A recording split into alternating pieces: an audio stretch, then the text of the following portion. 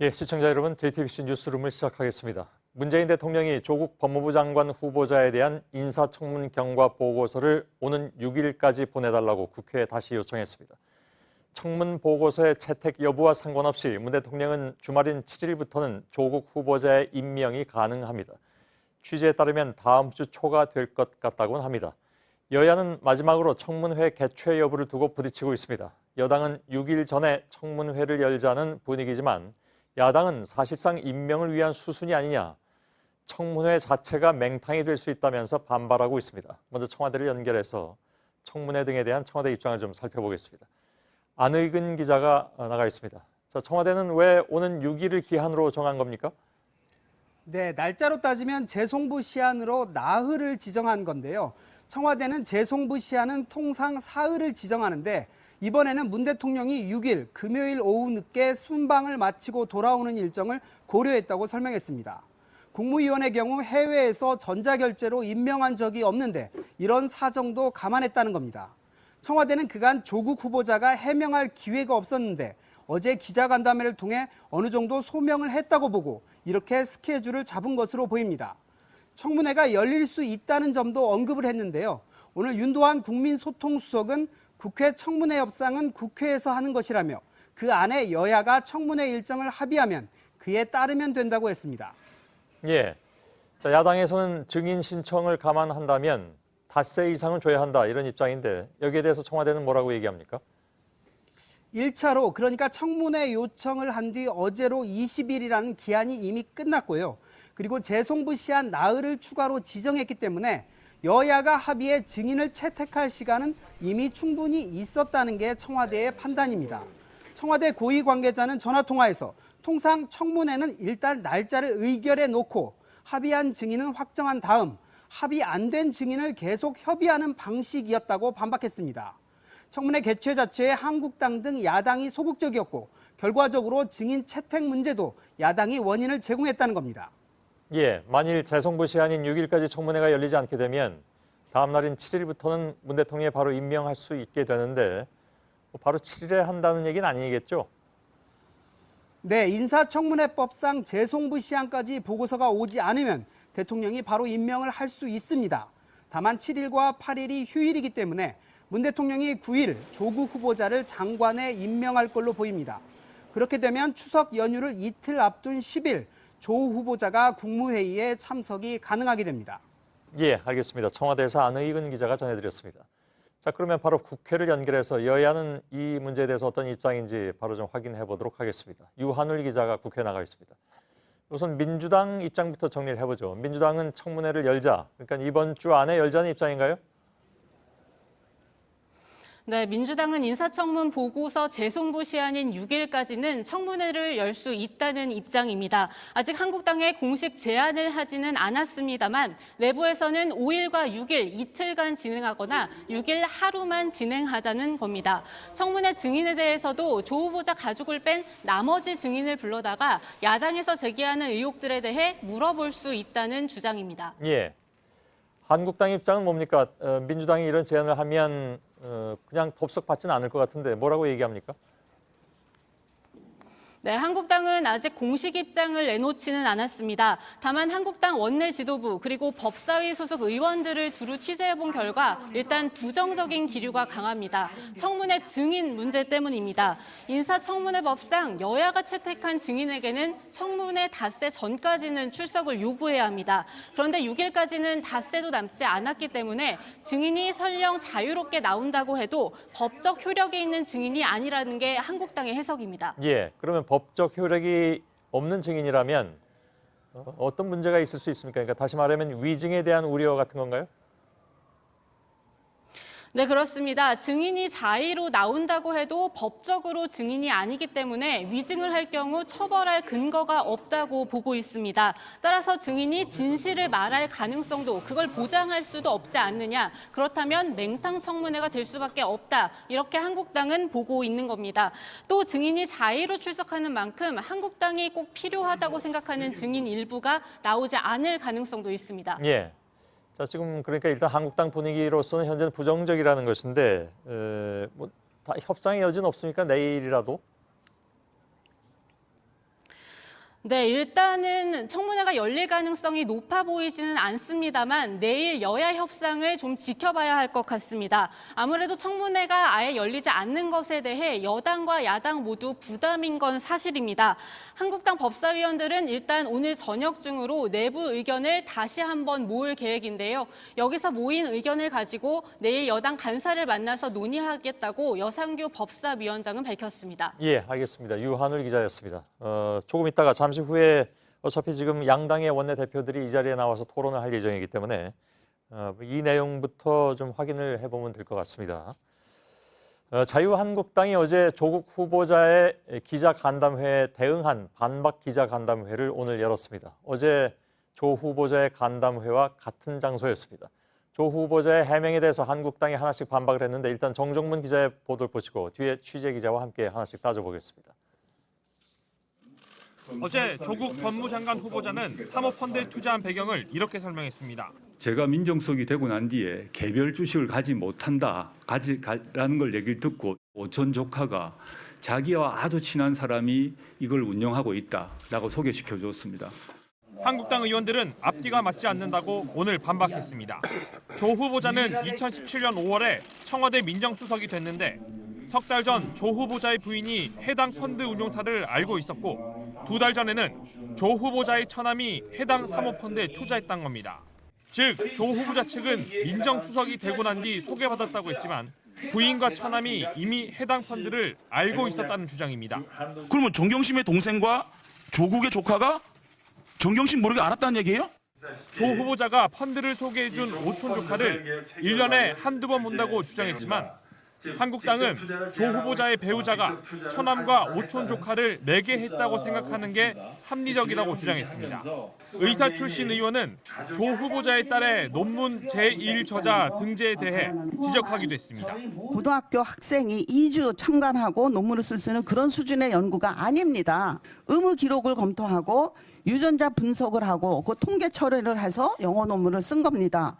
오늘 한국당의 기자간담회는 어제 조 후보자의 간담회와 같은 장소에서 시각도 비슷하게 열렸습니다. 마치 청문회처럼 자체적으로 발언 시간도 재면서 조 후보자의 해명에 반박했습니다. JTBC 정종문입니다. 오늘 자유한국당의 반박 기자간담회에서는 조국 법무장관 후보자 딸의 고등학교 때 학교 생활 기록부도 공개가 됐습니다. 당장 본인 동의 없이 어떻게 학생부가 유출됐는지 논란이 벌어졌습니다. 서울시 교육청이 관련 경위를 조사하고 있다고 합니다. 박진규 기자입니다. 후보자의 딸의 생활기록부에 기재되어 있는 내용입니다. 2007년 고등학교 1학년 때 당국대 인턴 14일 했다라고 분명하게 표시되어 있습니다.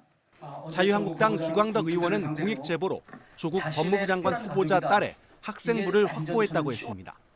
그러자 무단 유출 논란이 벌어졌습니다. 학생부는 학생이 졸업한 뒤 본인이 아니면 열람이나 발급이 사실상 불가능합니다. 불가피하게 학생부 등 학적 서류를 제공할 때도 누구 것인지 특정이 되는 정보는 모두 가리는 것이 원칙입니다. 서울시 교육청은 본인 동의 없이 제3자에게 넘어갔다면 심각한 문제라며 교육 행정정보 시스템 접속과 조회 이력 등을 살펴보고 있습니다. 학생부 유출 논란은 이번이 처음이 아닙니다. 올해 초 곽상도 한국당 의원의 요구를 받은 초등학교 관계자들이 문재인 대통령 손녀의 학적 서류를 제출해 경고, 주의 처분을 받았습니다. JTBC 박정규입니다. 자, 오늘 나온 얘기들에 대해서 취재 기자와 함께 쟁점을 좀 짚어보도록 하겠습니다. 박소연 기자가 나와 있습니다. 먼저 앞서 나온 내용, 그러니까 조 후보자는 민정수석이 된 뒤에 펀드를 소개받았다고 했는데 한국당 주장은 부인이 그 전에 펀드를 알았다 이런 주장이잖아요. 조 후보자 측의 반박이 있습니까? 네, 주 후보자 측의 그 인사청문 준비단에 한번 물어봤는데요. 예. 준비단에서는 펀드 관련한 구체적인 그 내용은 청문회 준비 과정에서 알았다 이렇게 답했습니다. 그 구체적인 내용은 검찰 수사를 통해서 밝혀지길 바란다고 덧붙였습니다. 예. 후보자는 이게 민정수석이 된 뒤에 펀드를 이제 소개받은 것으로 알고 있었지만 부인이 그 전에 알았었는지 여부는 잘 몰랐던 것으로 보입니다. 예. 이 부분은 부인의 해명이 좀 필요해 보입니다. 그렇군요. 자, 딸의 논문 얘기도 많이 나온 것 같은데요. 네, 그렇습니다. 오늘도 딸의 논문 관련해서 이제 쟁점 사항이 있었는데요. 앞서 조 후보자는 제1저자 의혹과 관련해 연구팀이 딸의 영어 실력을 평가한 것으로 보인다 이렇게 주장을 한 바 있습니다. 이에 대해 오늘 주강덕 한국당 의원은 조 후보자 딸이 중학교 때 한국어를 잘 못해 국어 성적을 이제 상당히 낮게 받았다고 하는데 어떻게 영어로 논문을 번역할 수 있었겠느냐고 반박을 했습니다. 이 조 후보자와 주 의원의 주장 직접 한번 들어보시죠. 예. 영어가 조금 잘하는 편입니다. 실험 성과를 영어로 정리하는데 큰 기여를 했다라고 평가를 하신 것 같습니다.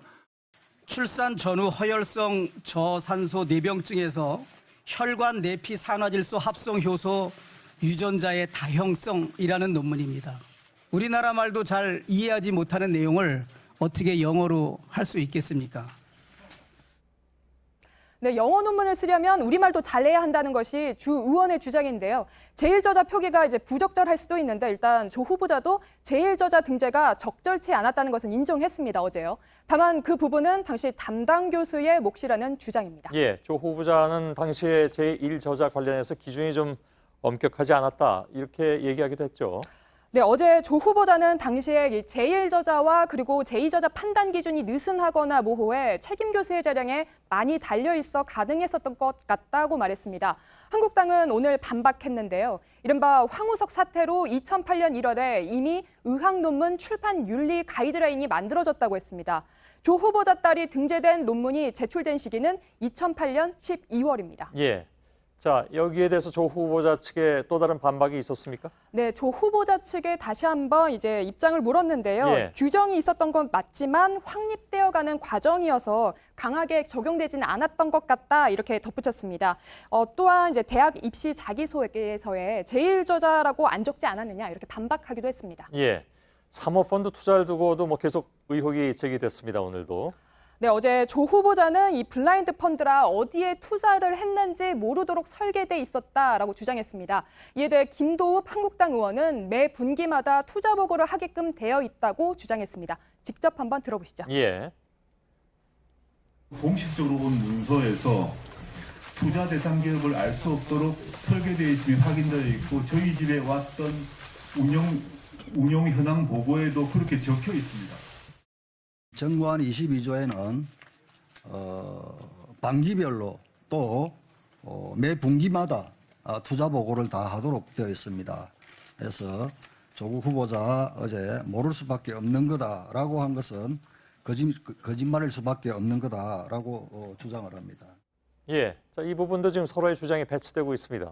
조 후보자 측은 뭐라고 얘기를 하고 있습니까? 네, 투자 보고는 이제 투자 수익률 등만 보고받았다는 주장인데요. 예. 원래 투자 대상을 처음에 알리지 않는 게 이제 블라인드 펀드입니다. 이 블라인드 펀드는 투자자를 모집하는 과정에서 M&A 대상 기업 등 비밀 정보가 새나갈 바가 그렇게 이제 블라인드 처리를 하는데요. 하지만 실제 투자가 이루어진 뒤에는 어디에 투자를 했는지 밝히는 것이 보통이라고 합니다.